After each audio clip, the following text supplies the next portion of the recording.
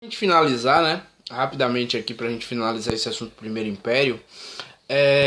Como a gente falou, como a gente finalizou aí, logicamente que a população não era muito afeiçoada à ideia da Guerra da Cisplatina, né? Até porque a Cisplatina não falava português como a gente, tinham características totalmente diferentes do Brasil. Né? Então, para muitos brasileiros, a Guerra da Cisplatina era um gasto desnecessário, até porque o Brasil já passava por uma crise econômica muito grave, né? Devido a pagamento da dívida com Portugal, da indenização. Isso fez com que o Brasil ficasse devendo à Inglaterra. O Brasil não tinha condições de pagamento dessas dívidas, então o Brasil se tornava cada vez mais dependente da Inglaterra, além do que para muitos era uma guerra desnecessária que teria gastos enormes e que no final você acaba perdendo. Para acabar de piorar a situação, a Cisplatina, ou seja, se torna República Oriental do Uruguai, né, quando o Uruguai se torna realmente independente. Então, além de ser um gasto desnecessário, você acaba perdendo o território. Então essa impopularidade de Dom Pedro ela se torna ainda maior. Né? Então você vê que existem vários aspectos aí que estão tornando cada vez mais Dom Pedro impopular, além do medo recorrente de uma recolonização do país. Outro fator importante aí que a gente pode citar é a morte do jornalista Líbero Badaró.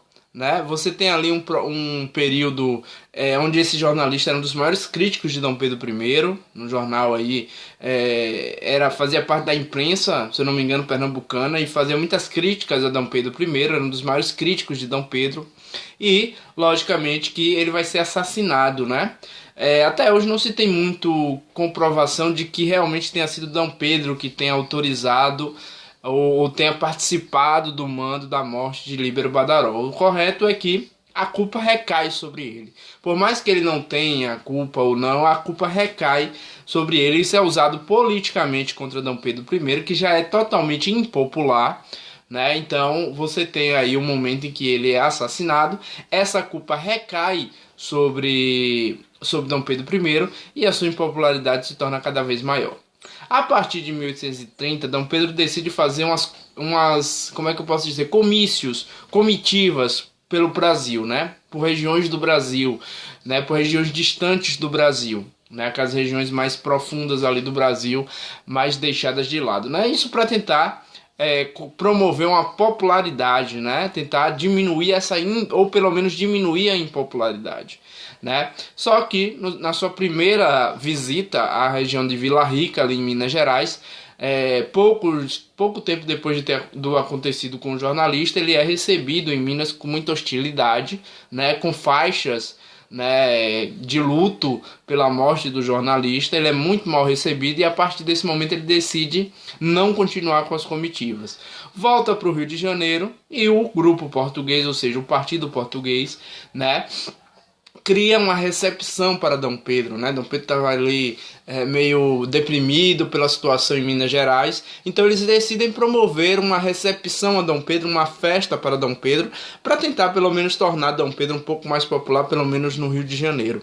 Né? Logicamente que essa festa vai ser invadida, vai ser tomada por aqueles que não queriam Dom Pedro, pelo grupo, pelo Partido Brasileiro, né? E aí vai haver um conflito, né? Que vão usar garrafas ali como artefatos de briga, né? Vão ser trocas de garrafadas e aí esse episódio fica conhecido como a Noite das Garrafadas. Esse episódio, né, que torna cada vez mais irresistível a situação, insustentável a situação de Dom Pedro I, né? Que vai culminar com outra impopularidade. Na verdade, existe uma crise de sucessão no trono português, né? Dom João acaba falecendo em 1830, Dom João VI, e na verdade a filha de Dom Pedro fica no lugar do avô lá em Portugal, mas existe ali uma tentativa, né, de um golpe dado pelo seu irmão Dom Miguel, né? A partir desse momento, Dom Pedro, mais preocupado com Portugal, com o trono português do que com o Brasil, a sua situação aqui no Brasil ela se torna insustentável. E temendo talvez perder os dois tronos, né, tanto para a elite brasileira aqui que já articulava certas coisas, quanto para o seu irmão Dom Miguel lá em Portugal, ele decide abdicar do trono aqui no Brasil em favor do seu filho, né, Pedro de Alcântara, né, que tinha apenas 5 anos nesse período, e volta para Portugal. Em 1831 tem fim o primeiro império brasileiro. Ele abdica em favor do seu filho Pedro de Alcântara, que tinha apenas 5 anos, então não podia assumir o trono, né? Pela lei, pela Constituição, o filho só poderia assumir com 21 anos, ele tinha apenas 5. Esse vai ser o famoso período regencial. É um período em que alguns regentes vão tomar conta do governo, enquanto Pedro de Alcântara não se torna de maior, e aí depois a gente vai ver que nesse período regencial vai acabar tendo um golpe da maioridade e Pedro de Alcântara se torna D. Pedro II, com apenas 14 para 15 anos, né? Beleza? Mas esses são os processos que levam D. Pedro a abdicar. A sua impopularidade, né? A sua crescente impopularidade, os episódios que a gente falou, né?